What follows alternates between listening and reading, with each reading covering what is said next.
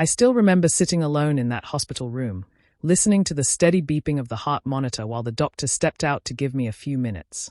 My hands would not stop shaking. I had spent my whole life believing that no matter what happened, my children would always stand beside me when I truly needed them. That belief was the only thing giving me strength.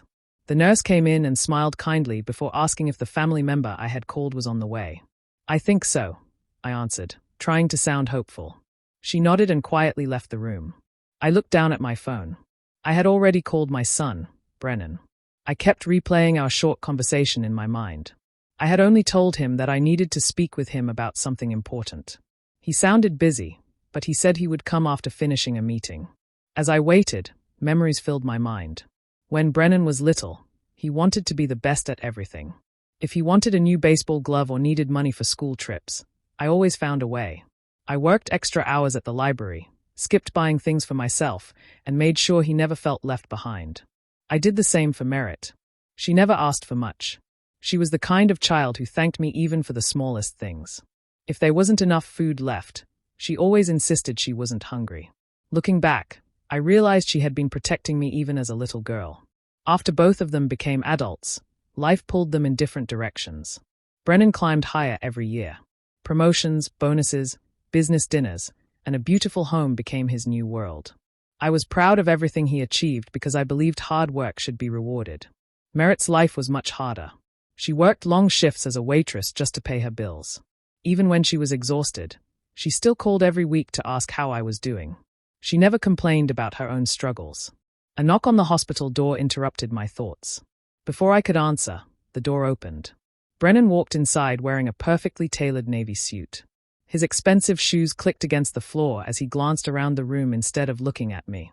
He checked his watch before putting his phone into his pocket with a tired sigh. "I've only got about 20 minutes, he said. "I had to move 2 meetings just to get here." I forced a small smile and tried not to notice the impatience in his voice. "Thank you for coming," I said softly. He pulled a chair closer but didn't sit back. Instead, he leaned forward, folded his hands, and looked at me like someone waiting for a business presentation to begin. "So," he said, "what was so important that it couldn't wait?" I took a slow breath and looked into Brennan's eyes. I had practiced these words over and over in my head, but saying them out loud was much harder. "The doctors found cancer," I said quietly. "They want to do surgery as soon as possible." For the first time since he arrived, his expression changed. He looked surprised, but only for a moment. "Is it serious?" he asked. I nodded. "They believe the surgery will give me a good chance. Insurance is covering most of it, but I still have to pay $3,500 before they can schedule everything." The room became silent. "I've used nearly all of my savings," I continued. "I never wanted to ask you for money, Brennan. But I don't have enough. Can you help me just this once?" Instead of answering, he leaned back in his chair and crossed his arms. $3,500 isn't a small amount. "I know," I replied.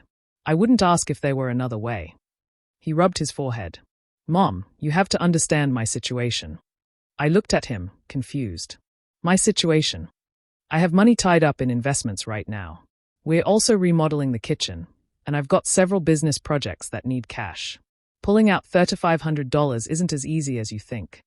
I stared at him, unable to believe what I was hearing. "You just bought a new luxury SUV last month," I said carefully. "That's different," he answered quickly. "Those purchases were planned." I lowered my eyes for a moment. "This surgery is planned too. Just not the way I wanted." He let out a long sigh. "I think you're asking the wrong person." "What do you mean?" "You should ask Merritt." I blinked. Merritt barely pays her rent. So, maybe it's time she contributed something to this family. She's been struggling for years. She owes the family something instead of always being the one people feel sorry for. His words hit me harder than my diagnosis.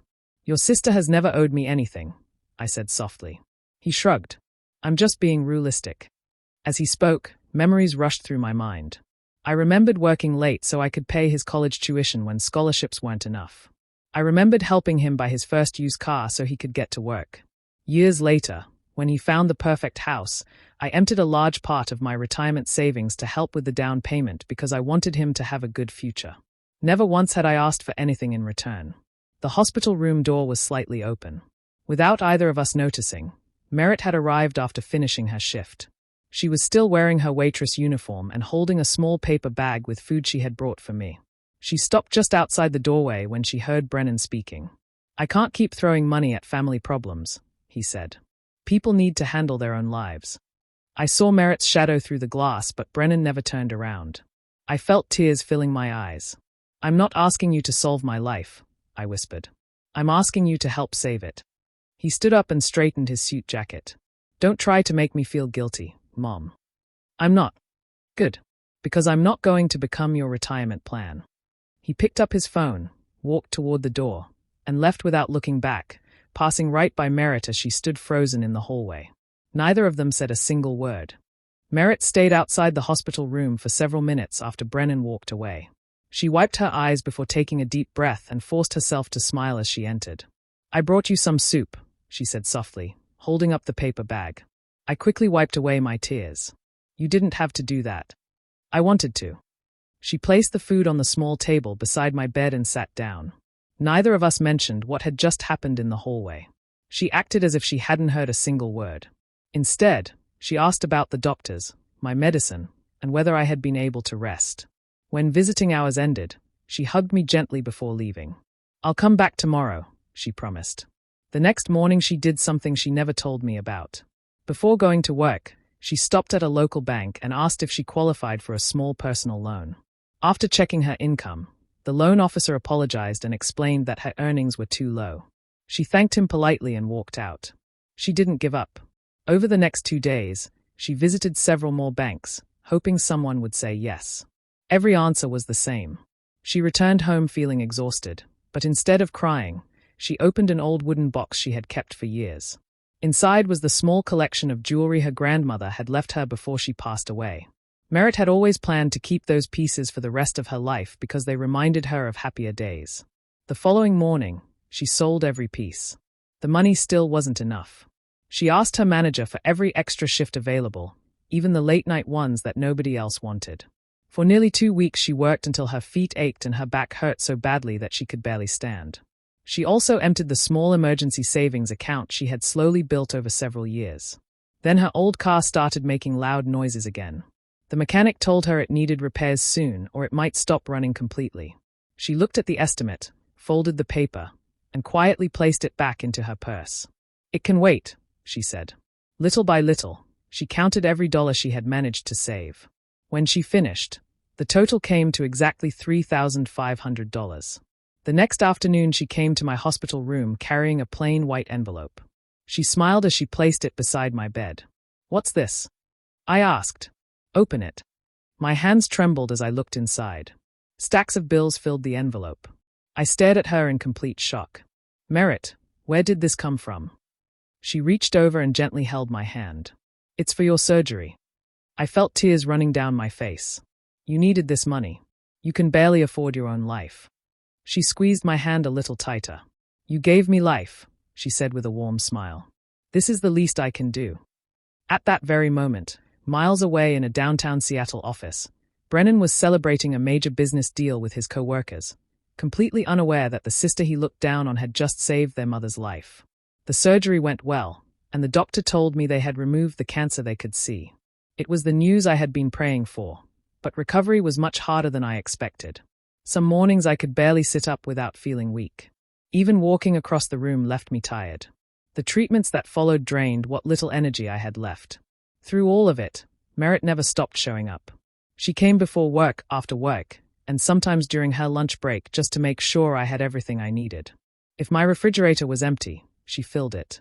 If my laundry had piled up, she washed and folded it without saying a word. When I was too tired to cook, she made simple meals and placed them in containers so I could easily heat them later.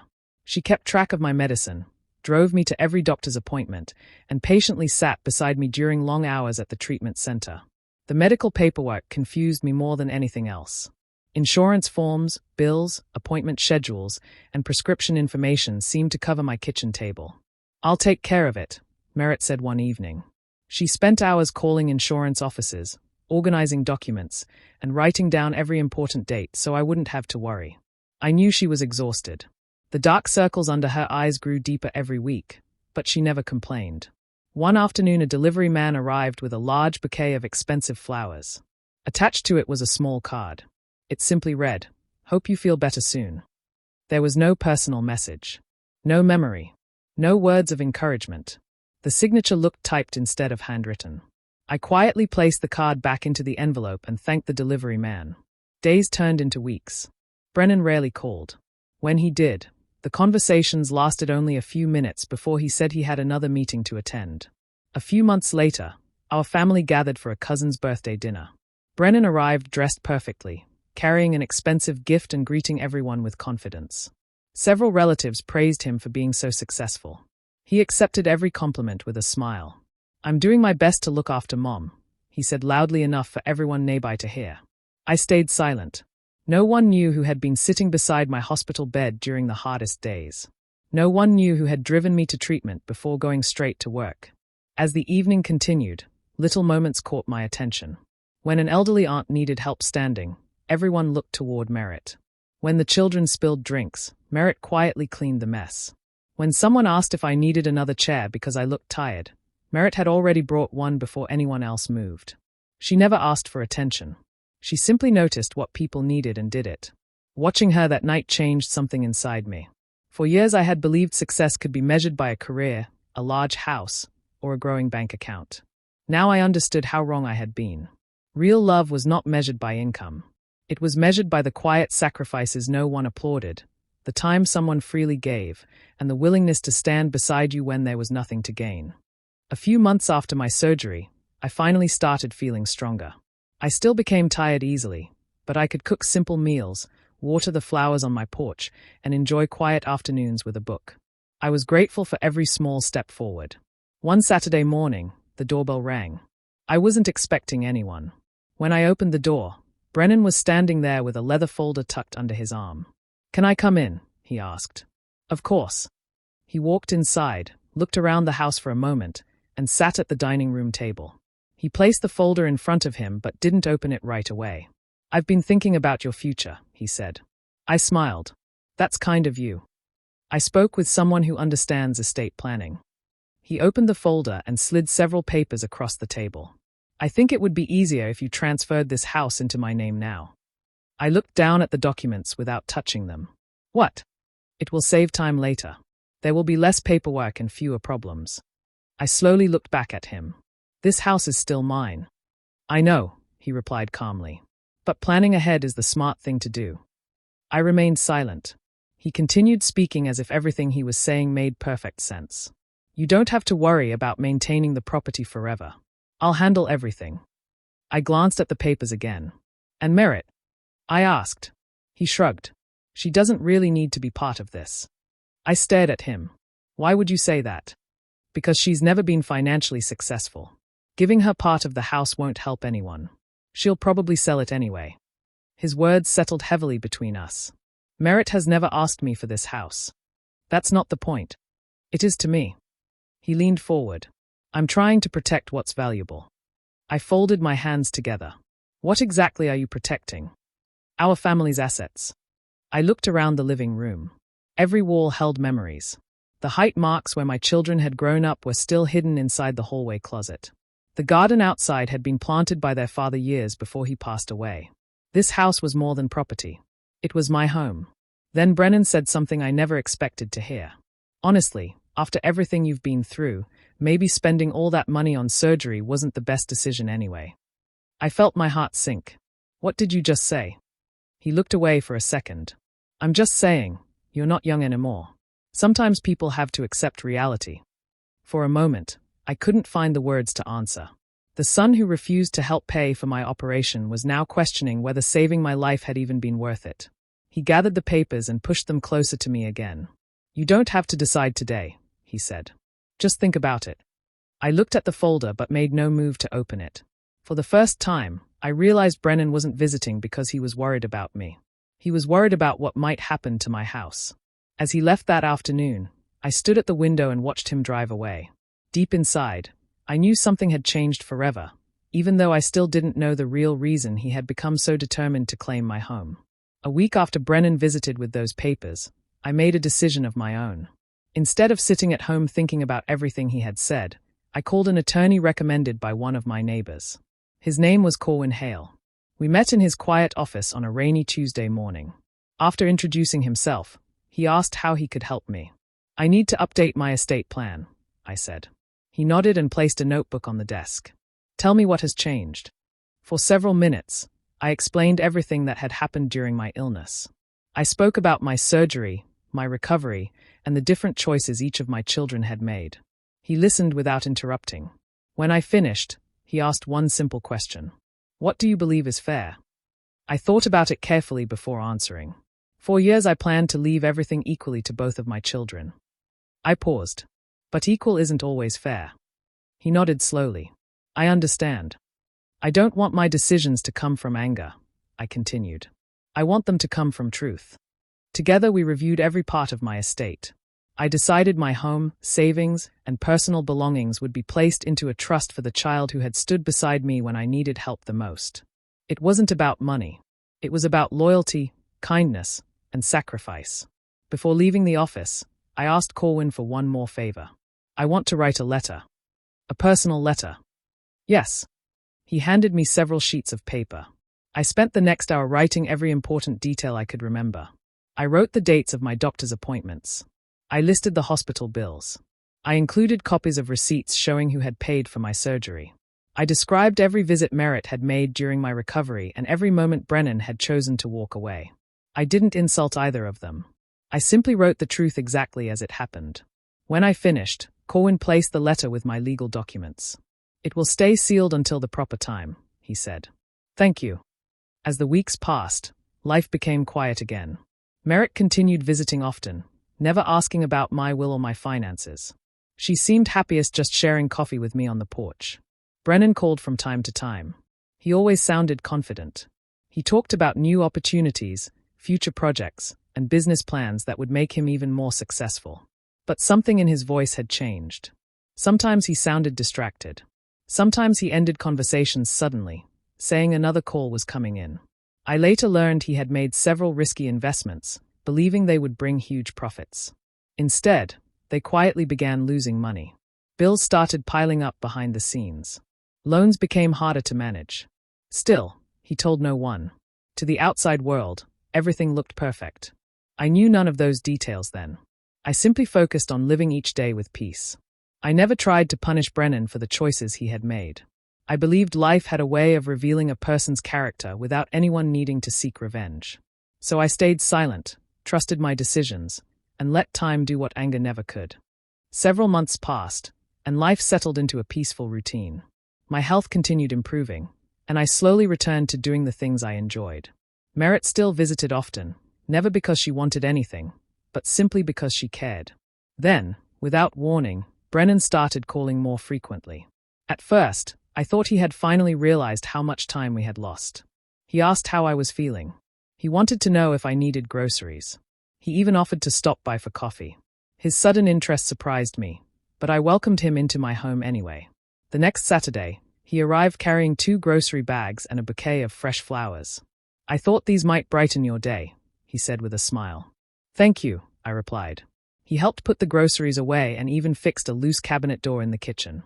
It was more help than he had offered in years. For a moment, I wondered if he had truly changed. Over the next few weeks, he visited several more times. Each visit looked almost perfect. He complimented my cooking. He asked about my doctor's appointments. He talked about family memories from years ago. But something didn't feel natural. Every kind word sounded carefully planned, as though he had practiced it before knocking on my door. One afternoon, while we were drinking tea, he became unusually quiet. Finally, he cleared his throat. Mom, I need to ask you something. I set my cup down. What is it? He stared at the table before answering. My business hasn't been doing very well. I listened without speaking. A few investments didn't work out. He admitted that he had borrowed money expecting those investments to grow quickly. Instead, they had lost value, leaving him with debts he could no longer manage. Creditors were calling every day. His monthly payments had become impossible to keep up with. Even the large house he had been so proud of was now at risk of foreclosure. I've been under a lot of pressure, he said quietly. I'm sorry to hear that. He looked directly at me. I was hoping you could help me. I remained silent. I don't need everything, he continued. Just enough to get through this difficult time. Then he smiled sadly. After all, family should always support family. Those words stayed in my mind. I remembered another hospital room. Another conversation. Another day when I had needed help to save my life. This time, he was the one asking. Later that evening, Merritt came by with dinner. She noticed I seemed distracted. After I explained what Brennan had said, she sat quietly for a moment. I won't tell you what to do, she said gently. You're not angry. She shook her head. No. Whatever decision helps you sleep peacefully at night is the right one. She never criticized her brother. She never reminded me of the pain he had caused. She simply respected that the choice belonged to me. As I watched her clear the dinner dishes without being asked, I finally understood something I had struggled to accept. Real love gives without expecting a reward. Convenient loyalty only appears when someone needs something in return. For the first time, the difference between my two children could no longer be ignored. The years that followed were peaceful in a way I had never expected. My health remained stable, and I was thankful for every birthday, every holiday, and every quiet morning I spent in the home that had held so many memories. I filled my days with gardening, reading, and sharing simple meals with Merritt whenever she stopped by. As time passed, I accepted that life would not last forever. When my time finally came, it happened quietly. I passed away in my sleep with no pain, leaving behind the home where I had raised my children and the memories that meant more than anything I owned. A few weeks later, Brennan and Merritt sat together in Attorney Corwin Hale's office for the reading of my will. The room was calm and silent. Corwin greeted them kindly before opening the file that had been prepared years earlier. Brennan sat confidently with his hands folded on the table. He looked calm, almost certain he already knew how everything would be divided. Merritt sat quietly beside him. She looked nervous, not because she expected anything, but because simply being there reminded her that I was gone. Corwin began reading my final wishes. He explained that my estate had been carefully organized and that I had also left a personal letter to be read before anything else. He unfolded the letter and began reading my words. I wrote about the day I learned I had cancer. I described sitting in the hospital room, afraid of what would happen next. I explained that I needed only $3,500 to receive the surgery that could save my life. Then I wrote about the choices each of my children had made. I described how one child walked away, believing my life was not worth the cost. I described how the other quietly gave everything she had without asking for recognition. Every detail was supported by the dates, receipts, and medical records I had chosen to leave behind. No one spoke while Corwin continued reading. When he finished, he carefully placed the letter back into the file. Then he announced the distribution of my estate.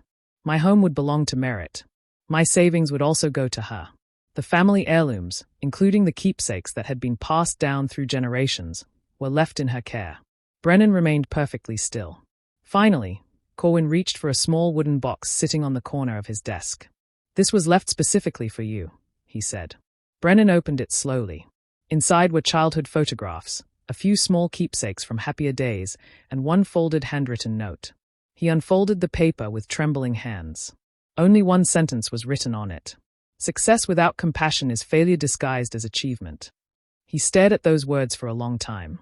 No one in the room said anything. For the first time, there were no business deals to negotiate, no excuses to make, and no way to change the decisions he had made years earlier. He finally understood that the greatest loss in his life had never been money.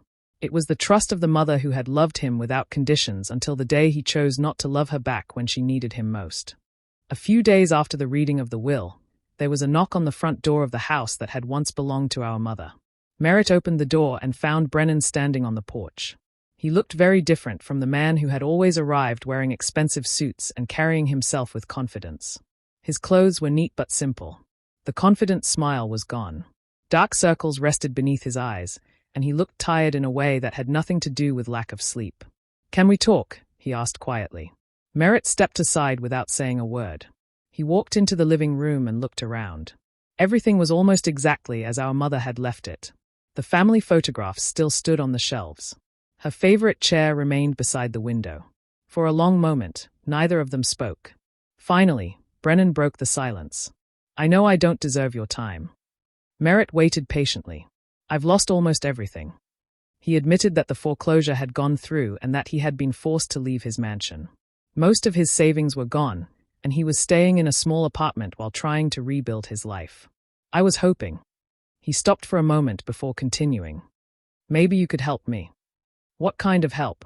Merritt asked. If you could share some of the inheritance, or maybe let me stay here for a little while until I get back on my feet. Merritt looked at him quietly. There was no anger in her face, no satisfaction, no desire to make him feel worse. She simply spoke with honesty. Brennan, do you remember the day Mom asked you for help? He lowered his eyes. Yes. She needed only $3,500. He nodded slowly. You decided her life wasn't worth that amount. He closed his eyes for a moment but said nothing. Merritt continued gently. I didn't give her that money because I expected this house one day. I did it because she was our mother. Tears filled Brennan's eyes. I know I was wrong. I believe you understand that now. He looked up with hope. So, does that mean you'll help me? Merritt took a slow breath. I truly hope your life gets better. His expression began to fade. I want you to find peace, rebuild your future, and become a better man than you were before. But, she shook her head softly. I can't give you what you're asking for. He looked around the room once more. This house isn't just a building, she said. It's the place Mom trusted me to protect. She paused before speaking again. Money can be earned again. Homes can be bought again. But trust doesn't work that way. He remained silent. Once trust is broken, it can't simply be passed from one person to another like an inheritance. Brennan slowly stood up. For the first time in many years, he had no argument left to make. He walked toward the front door, stopped for a moment, and looked back at the home filled with memories he could never reclaim. Then he quietly walked away, finally understanding that while money might rebuild his finances someday, it could never restore the relationship he had thrown away through his own selfish choices. Years passed, and life continued moving forward. Merritt stayed in the family home, but she never treated it as a prize she had won. To her, it was simply the place where her mother had laughed, cried, celebrated birthdays, and built a family. She took good care of every room. The garden bloomed again with colorful flowers. The old porch was repaired, and every spring she planted new roses because they had been Lenora's favorite. Neighbors often stopped by for coffee. Relatives knew they were always welcome. If someone was struggling, Merritt offered a meal, a listening ear, or a place to rest for a while. She never forgot the kindness her mother had shown others throughout her life. Instead, she chose to continue it. Many evenings, she sat in Lenora's favorite chair by the window with a warm cup of tea, remembering the lessons she had learned. Her mother had never judged people by what they owned. She judged them by how they treated others when no one was watching. Those lessons became the foundation of Merritt's life. Brennan's life also changed. He never returned to the wealth he once enjoyed. Instead, he found steady work at a smaller company and lived in a modest apartment. His life became much quieter. He no longer chased luxury or tried to impress anyone. But one memory never left him. Whenever he thought about his mother, he remembered the hospital room. He remembered that she had needed only $3,500. He remembered the choice he had made. That regret stayed with him every single day.